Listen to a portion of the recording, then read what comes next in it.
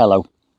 Colocasia, also known as the elephant's ears plant, and this is the standard non-hardy green variety known as Colocasia Esculenta. I also have another variety of Colocasia in my tropical border called Pink China, and I believe that the Pink China is slightly more hardy in the UK, but I've only had it 1 year, so I can't tell you until next spring whether it's survived a winter with me. I've just counted 15 small plants in this single pot, and believe it or not, that started out as one corm, one tuber, about 4 years ago. And then it self-propagated and became 4 plants. The following year I had 7 or 8 plants. I've already given away half a dozen, and this year I've got about 15 in here. It's only recently come out of winter storage, which is why the leaves are still relatively small. And I think because there are so many plants in this small, relatively small pot, that's another reason why these leaves are not growing as well as I would like them to. So what I'm going to do today in this video is explain to you the ideal growing conditions for this plant. I'm going to show you how they propagate, and I'm also going to talk to you about winter care. I'll also share with you some interesting facts about this fascinating plant, which is a fantastic addition to any tropical border. I'm going to be planting these into this bed behind me, right next to the old piggery. And you can tell it's an old piggery because that's where they used to drop the slops. Through that slot there, the pig would live on the other side in that brick building. Anyway, before I get started, gloves and long sleeves, because parts of this plant can be irritants to the skin. And as a kind of an experiment, one of these plants is going up to a friend of mine in Scotland in the post, because I want to see how they cope with being posted.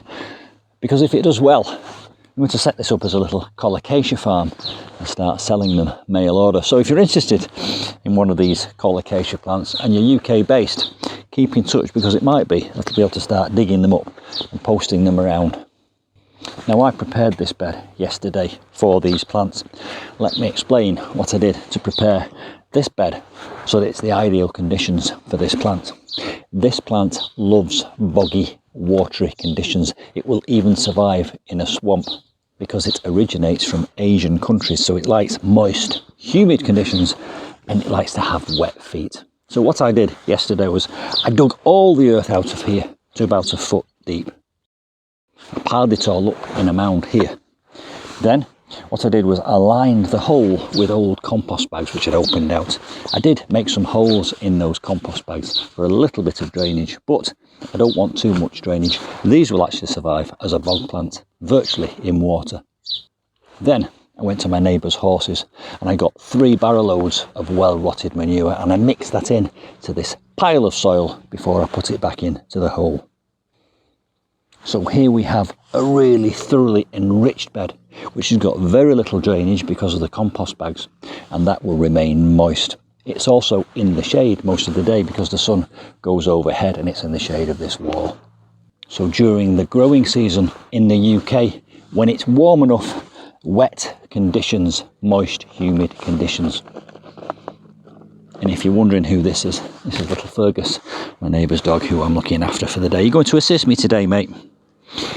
Coming back to the conditions, in the winter time, it will not survive if it's wet and cold, so it has to be taken indoors. Now, there are several ways of preserving this over the winter. What I do is I leave it in the pot. I've had it for 4 years. I've just left it in the pot and stopped washing it. I've put it in the shed and I've almost let it dry out. Some people leave them in the pot, take them into a greenhouse. Other people dig them all up and store the bulbs in dry sand. At the end of this season, depending on how many I've got left in this border, I'm going to try an experiment. I'm going to try several different ways of preserving them over the winter. One of those ways is to leave some of them in this border and protect it with lots of insulation, just to see if I can get away with it. But I will have an insurance policy because a lot of them will go back in the shed for the winter time.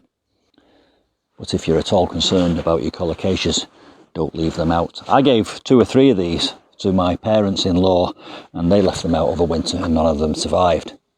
What I'm going to do next is I'm going to try and get these bulbs out of this pot without damaging them and without damaging the leaves that have started growing. And when I get a few of them out, I'll be able to show you how they propagate. This is also known as taro, and it's an edible plant. And this is actually grown as a food crop in many parts of Asia. You peel it, you parboil it, and then you roast it, and it tastes like sweet potato, apparently. I've never done that.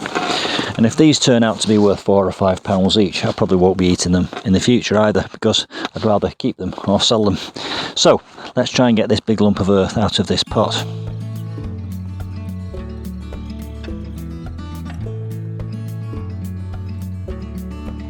Now that was less difficult than I thought.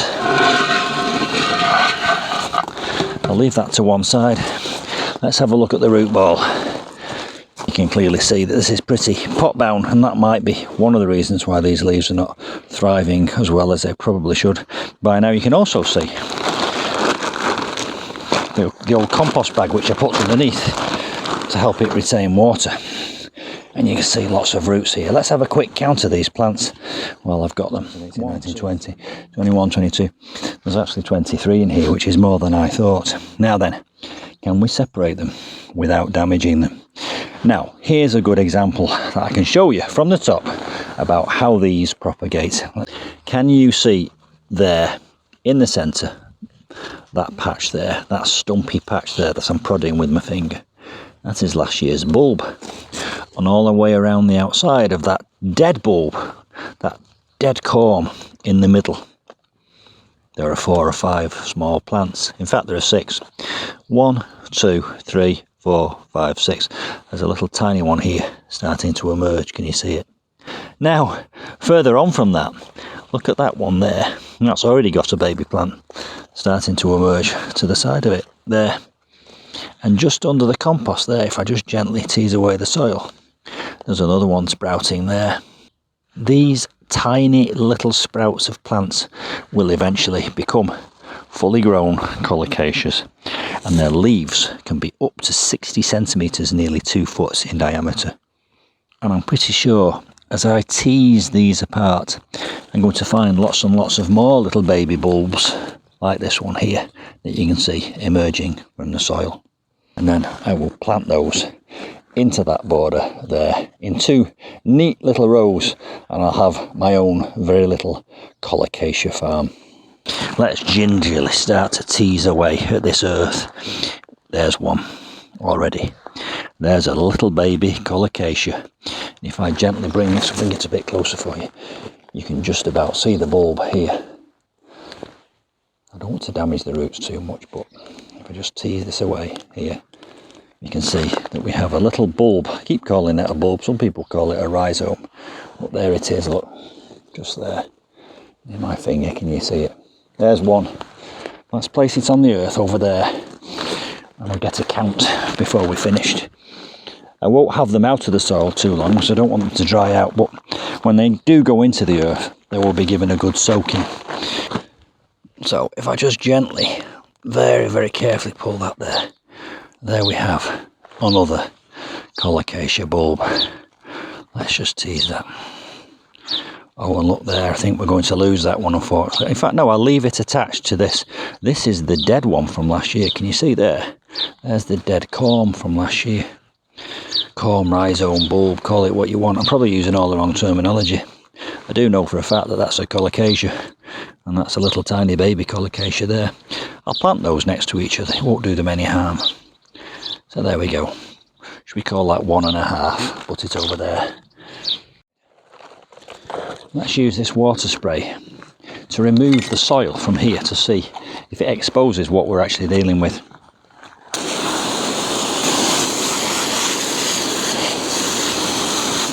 Now this is interesting because what I'm starting to see here, tiny little growths going out of the side of this main tuber or rhizome, corm, whatever we're going to call it.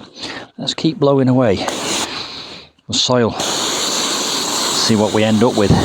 Lots of my gardening jobs end up being experiments, and I quite enjoy that science part of gardening. Now then, what would happen if I got a sharp knife and went through the middle of there? I would then at least end up with 2 chunks, which would have a bit more soil around the bottom of them. And as I talk to you, My neighbour's just arrived to pick the dog up, so I'm going to break off for a few seconds as I return the dog.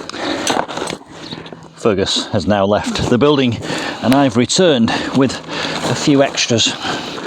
I've bought a little hoe which has got a handle on it which I'll use for dibbing. Now some of these bits which break off, which I'm not sure are going to survive in this bed, I'm going to give intensive care to. I'm going to put them in some compost in a pot and I'm going to let that sit in water, and hopefully they will come back to life and become plants in their own right. So that tray beneath that pot of compost is going to be soaking up the water. I'll give the top a bit of a water and go in with my dibber. I shall plant that tiny little colocasia in there. It's not got a tuber at the bottom, but it's got some very fine hair-like roots, so that can just go in there and just sit in that very moist compost. And I shall leave that in that tray of water and I shall let it soak. Any others that break off that don't have a good enough tuber, I shall put into that pot, and hopefully they will find their own feet in that pot and come back as plants. Anyway, gloves back on. Let's carry on with the job of separating these tubers. Oh yes, I'm also going to spray these roots a little bit because I've had a bit of an intermission and I don't want them to dry out, so I'll just give them a little bit of a spray just to keep them nice and moist. Let's go in for a few more. Look at this tiny little thing here. Look. That is a tiny little baby one, and it's right next to an old dead one. Look at that there. You can see how these sprout out of the old tuber at the bottom. Look, a perfect example of a tiny baby colocasia there, which has the potential to grow into something 3 or 4 feet wide with leaves up to 60 centimetres. Isn't that incredible? Let's pop that over there. Now, these plants can be eaten, but they've got to be cooked, otherwise they're poisonous. This kitchen knife will be given a very thorough clean before it's ever used in cooking again. So, I've already said what I'm going to do. I'm going to repeat myself. I'm going to find a natural division point here, and I'm going to go through this corm here. Now, these can be eaten, and actually, they're full of carbohydrates. This is where the plant stores its energy, and it's that energy there that gets it through the winter time. Let's have a closer look. There's that little pink corm. I've left it on that side of the tuber there, and underneath here at the roots you can see several others starting to develop. That is going to be planted into this border as a plant in its own right. Hopefully I might get 2 or 3 off that one lump. Let's put it to one side for now and come back to it. I'll give it a bit of a spray. This feels a little bit like dividing my red bananas, my Ensete Marillii, and there's a couple of videos on that on my channel if you're interested in propagating red bananas. I'll put a link above this video and I'll put a link at the end of this video. So there we go. Another small plant possibly, which will get planted separately. Just here, can you see there, tiny little green sprout growing out of the side. I wonder if that's a baby plant about to form. That's the edible bit there. You boil it and then you cook it in the oven and it tastes like sweet potato. There's another 2 going in my mini colocasia farm.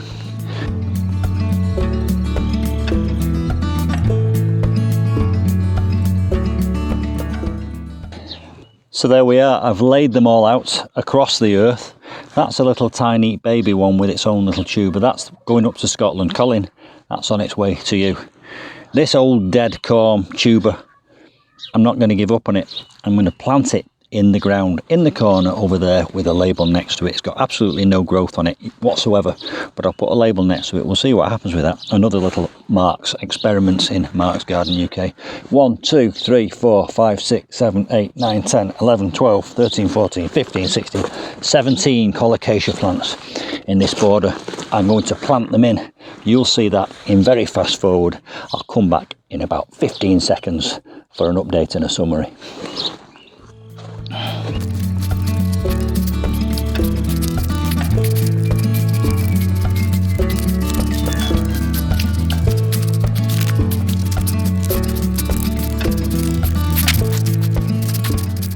another one of the fascinating facts about these leaves is that they're known as hydrophobic, which means that they repel water.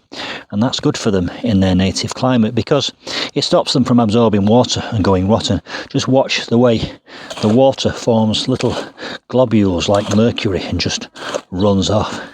It's incredible. Look at that there in the middle. So there we go, my new Colocasia farm or Colocasia border. There are 17 plants in this border which all came from one bulb about 4 years ago. I've already given half a dozen at least away to friends and family. There's 4 or 5 little basket cases in this pot here. Let's see what happens with them. They're a bit of an experiment. They may well come back. And there's one little bulb here which is going by Royal Mail up to Scotland. That's going to be an international Colocasia from England all the way to Scotland. Colin, that's on its way to you. We'll see how that gets on. If that works out and you want one, send me an email and I'll work out if I can post one to you. I probably can't post them out of the country, apart from obviously the British Isles. I've given these a very good soaking in, and I will continue to give them a good soaking in because these plants love water. I would say that this is another one of those plants, a little bit like tree ferns, that you probably can't overwater, given that it comes from Asian countries and it will grow in swamps. Hope you've enjoyed this video. I hope you found it informative. If you have, please do hit the like button and don't forget to subscribe to my channel if you haven't already done so. Come back in a month's time and I'll give you an update on that. I'm about to continue digging the wildlife pond. I'll be putting water into that very soon, and I'll see you soon.